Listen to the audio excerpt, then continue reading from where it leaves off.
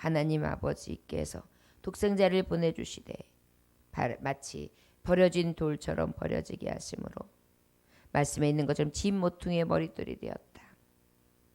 하나님은 버리셨으나 어떻게 결국은 그 버리심이 머릿돌이 되게 하셨다. 여기서 머릿돌이 된다는 것은 아주 기묘한 기초석이 된다는 것입니다. 우리가 집을 지을 때에 가장 중요한 것은 기초를 다지는 것이죠. 그리고 기초석에 다 이렇게 있어야 되는데 균형을 맞추기 위해서는 그 중요한 주춧돌이 없으면은 결국은 무너지고 말 것 아니겠습니까? 그 가장 기초석, 가장 요긴한 머릿돌이 될 수 있는, 그래서 교회는 바로 교회의 머리는 예수 그리스도시잖아요.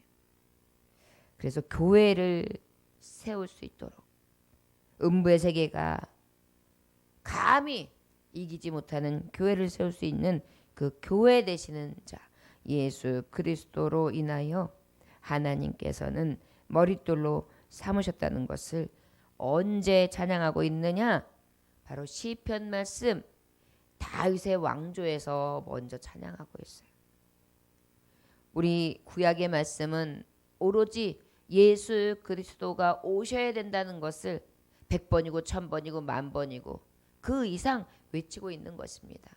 우리의 죄인됨과 우리가 왜 구속함을 입어야 되는지, 우리가 얼마나 죄에 대해서 악순환을 계속 거듭하며 할 수 없는 죄인들이라는 것을 계속해서 하나님의 이 이루어지는 역사 안에 보여주시고 계시는 거예요. 그리고 그 예수를 보내주시는데 그 예수가 어떤 역할을 해주셨느냐?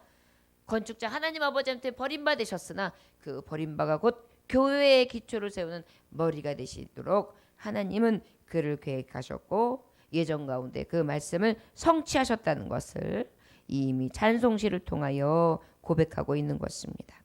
하나님의 계획하심이, 그 성취하심이 우리가 상상할 수 없는, 도저히 이해할 수 없는 큰 사랑이었고 능력이었다는 것을 오늘 말씀을 통하여 우리는 깨달을 수 있습니다.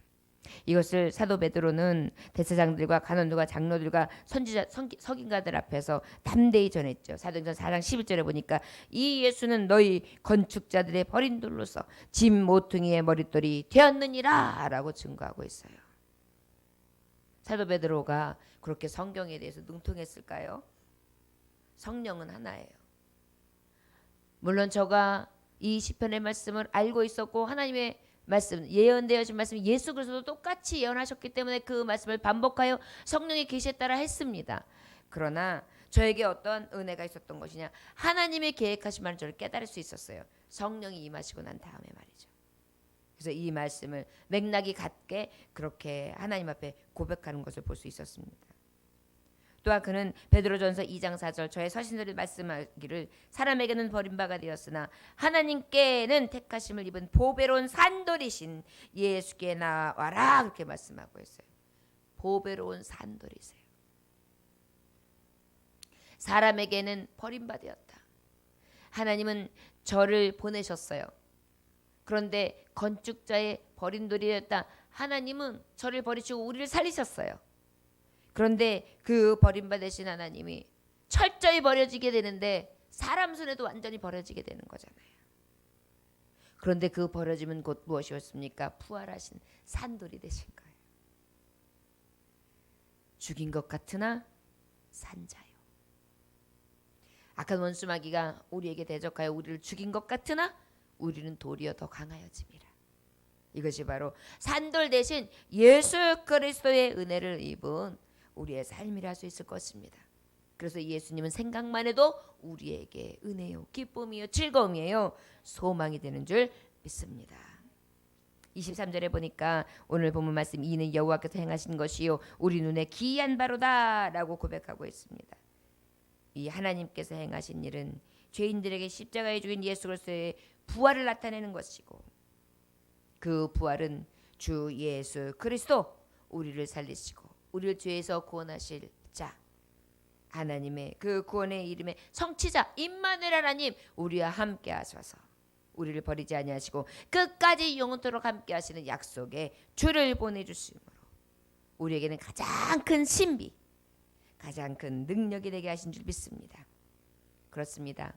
실패한 것 같으나 승리하신 자, 넘어질 것 같으나 아주 넘어짐이 아니요 도리어 일어나시고, 그리고 그 능력을 보이신 자, 바로 우리가 믿는 산돌 대신 예수, 노뱀 대신 예수, 우리가 바라보아야 될 생명 대신 예수님이라는 것을 다시 생각하면서 우리는 더욱더 영광 돌려야 될 줄 믿습니다.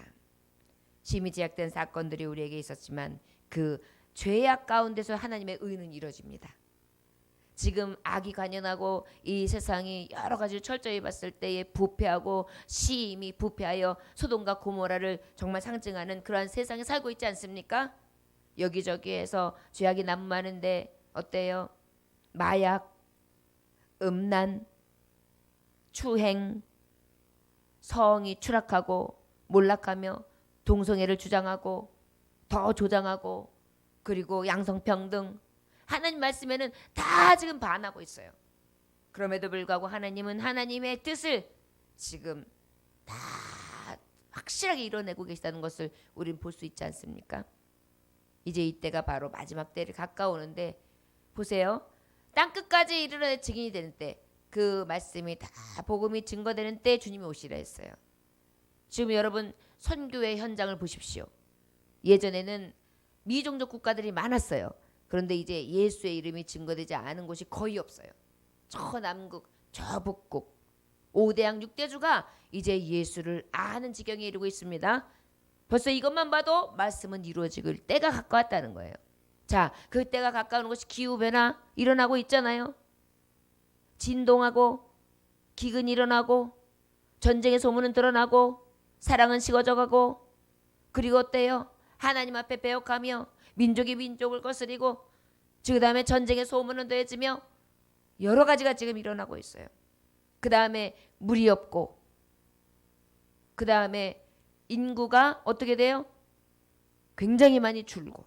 이것은 예배되어 있는 말씀이에요. 근데 지금 어떻게 되고 있어요? 기후의 변화로 인해서 또 여러 가지 징조가 있는데, 땅의 진동으로 인해서 많은 사람들이 막 삼켜지면 뭐 그냥 몇십 명, 몇백 명이 아니에요. 몇천 명, 몇만 명에까지 몰살을 하고요. 그것이 지금 계속해서 보여주는데 요즘에 극심해요.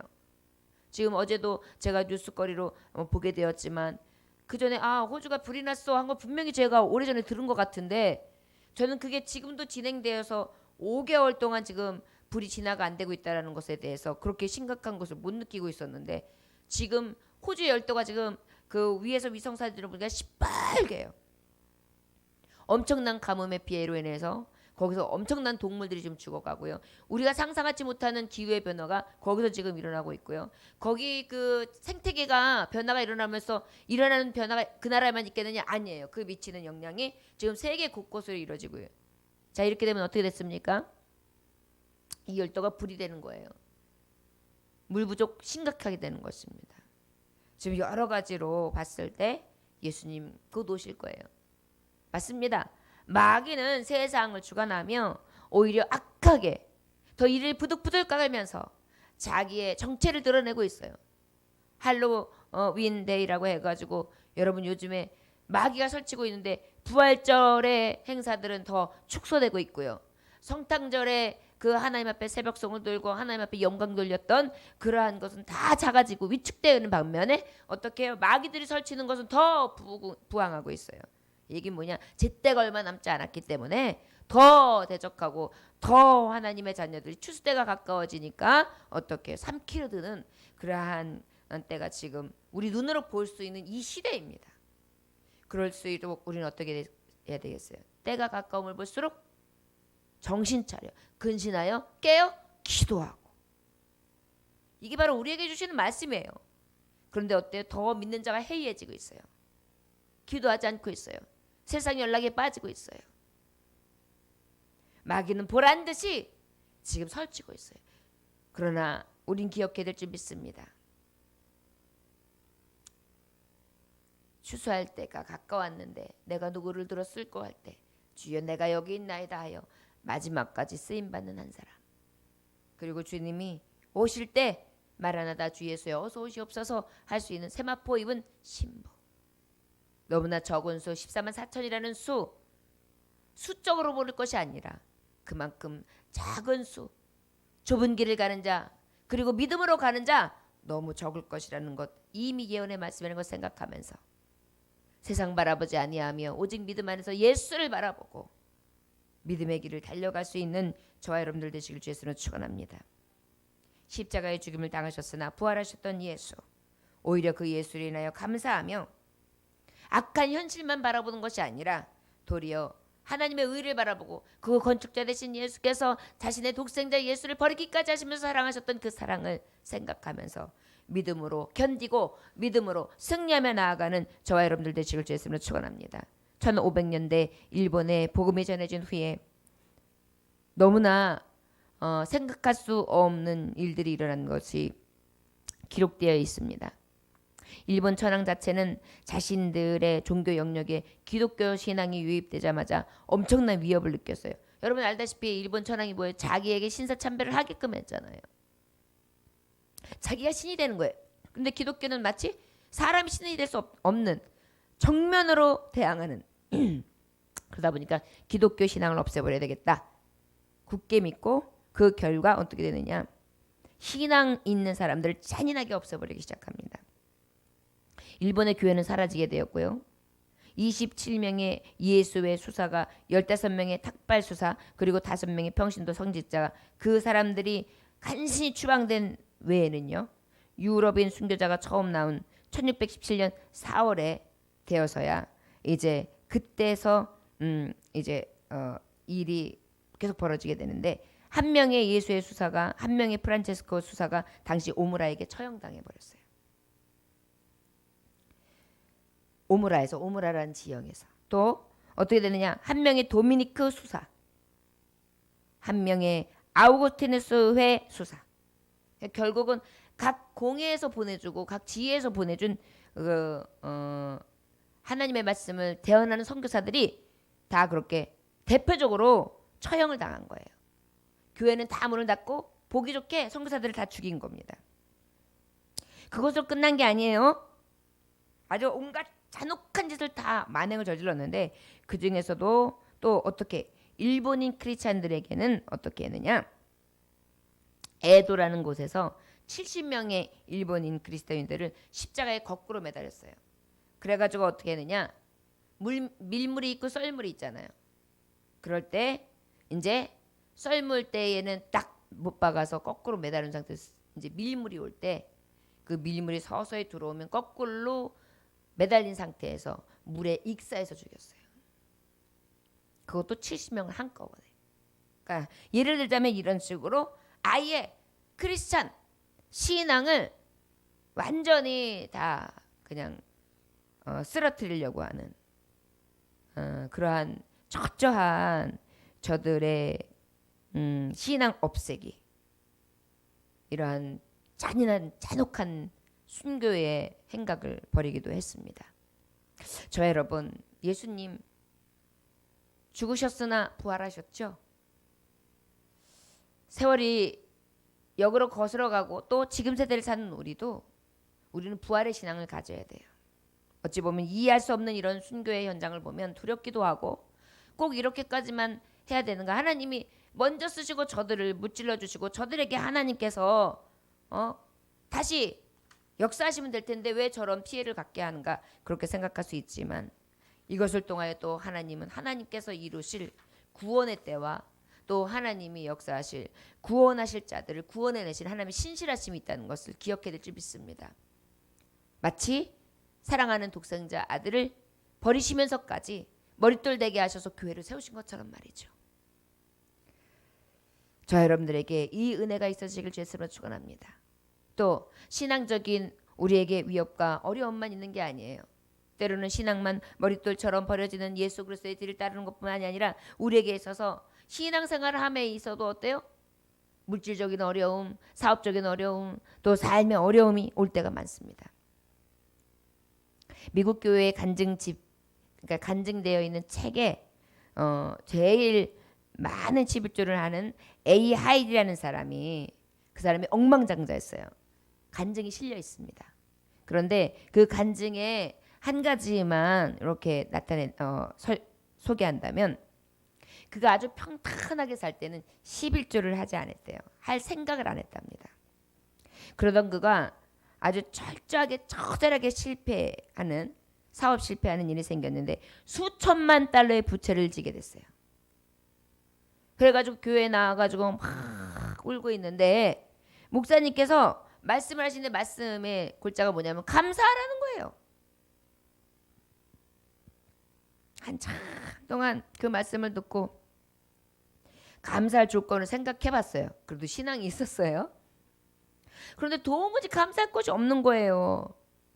그래가지고 그냥 어쩔 수 없이 입으로 감사합니다. 그냥 감사합니다. 감사합니다. 그냥 무조건 감사합니다라고 해봤대요. 그때 성령께서 그러니까 하나님 말씀에 목사님 말씀에 순종하니까 또 감동을 주신 거죠. 갑자기 눈물이 왈칵 쏟아지는 것을 느꼈답니다. 그래서 막 그냥 울었대요. 그런데 그때부터 감사가 진짜 생각이 나는데 하나님 지금까지 우리 가정과 사업을 지켜주신 하나님께 감사합니다. 실패 중에도 다시 일어설 수 있는 건강이 있으니 감사합니다. 1시간쯤 감사하고 일어서면서 11조를 작정했어요. 그리고 난 다음에 기업의 경영 원칙을 보면 우선 부채를 갚고 나서 자선 사업을 하고 11조를 하는 것이 원칙이잖아요, 보통. 그런데 그는 그 빚더미 수천만 달러의 빚더미 속에서 11조를 시작했어요. 그때 이제 곁에 있던 직원들이 입을 모아 사장님 이거는 윤리적 원리도 어긋납니다. 빚을 지고 있는 사람이 부채 상환을 우선으로 해야죠. 11조 우선은 거의 위선입니다. 이거 있을 수 없습니다. 정직한 일이 아닙니다. 공격을 받았어요. 그때 그는 이렇게 말합니다. 나는 지금 윤리적 원리보다 영적 원리가 더 중요하네. 나는 부채 상환보다 도덕적 신앙적 상환이 더 급하다네. 직원들이 놀랐어요. 그리고 막 그래도 공격했어요. 무슨 말입니까? 그리고 어디서 도덕질을 하셨답니까? 사장님이. 언제 도덕질을 하셨다고 도덕질 신앙적 상한이 빨리 필요하다고 말씀하시는 것입니까? 그렇게 물어봤어요. 그랬더니 하이디는 구약 말라기서를 딱 펴놓는 거예요. 나는 하나님의 11조를 훔친 도둑놈이요. 그리고 그때부터 하이디는 입으로 가장 많이 감사하는 말을 했대요. 손으로 가장 많은 11조를 드렸대요. 그것으로 미국의 교회에서 기적을 일으킨 신앙인으로서 많은 간증을 하는 인물이 되게 되었다는 것입니다. 어떻게 되었다는 거예요? 사업에 다시금 하나님께서 성공을 허락해 주셨다는 것입니다. 여러분 하나님께서 함께 하시면 기적은 반드시 일어나요. 우리가 오늘 말씀처럼 주님이 죽으신 것 같아서나 부활의 역사가 있었던 것처럼 내 삶이 죽은 것 같으나 하나님께서 살리시면 사는 거예요. 내 몸이 내 앞길이 내 삶이 나 이제 죽었구나 끝났구나 했을 때 하나님이 일으켜 세우시는 것. 죽은 것 같으나 끝난 것 같으나 끝난 것이 아닌 하나님이 새롭게 하시고 높여주시는 은혜가 있다면 그것이 곧 기적이요 하나님이 역사하신 가운데 합력하여 선을 이루신 하나님의 능력이라 할 수 있을 것입니다. 하나님과 함께하는 숫자는 세상에서 표현하는 수학적인 숫자 개념으로 이해할 수 없다는 것입니다. 하나님이 함께하면 다윗이 골리앗을 이기고 기드온의 300명이 미디안의 13만 5천 명을 이기지만 하나님이 함께 하시지 아니하신다면 아무리 숫자가 많을지라도 그것은 아무 의미가 없습니다. 13만 5천 명이 300명에게 꼼짝 못하는 것처럼 말이죠. 중요한 것은 양도 아니고 부피도 아닙니다. 우리 힘도 아닙니다. 능력도 아닙니다. 오직 바로 하나님이 함께 하시는가입니다. 저와 여러분 이 새벽에 주님 앞에 함께 하시기를 구할 수 있는 새벽이 되길 원합니다. 내 생각으로 도저히 할 수 없는 것, 도저히 이 머리로는 이해할 수 없는 지금의 현실과 또 나아갈 캄캄한 길 가운데 서 있다면 그럴수록 우리 하나님 더 바라보고 산돌 대신 예수 그리스도를 통하여 소망을 주신 것처럼 소망 없는 우리에게 생명을 주시고 더 좋은 길로 인도해 주시는 구원의 하나님을 먼저 찬송하며 영광 돌릴 수 있는 저와 여러분들 되시길 주 예수님으로 축원합니다. 기도하겠습니다.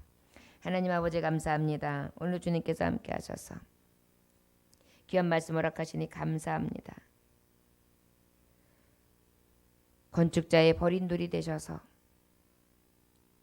집 모퉁이 머릿돌이 되심으로 교회의 머리가 되시고 교회를 세우시며 교회의 주인이 되셔서 생명을 구원하시고 예수 믿기만 하면 구원의 능력을 베풀어 주신 여호와의 행하신 것, 우리의 눈으로 보는 이 기이한 능력이 찬송이 됩니다.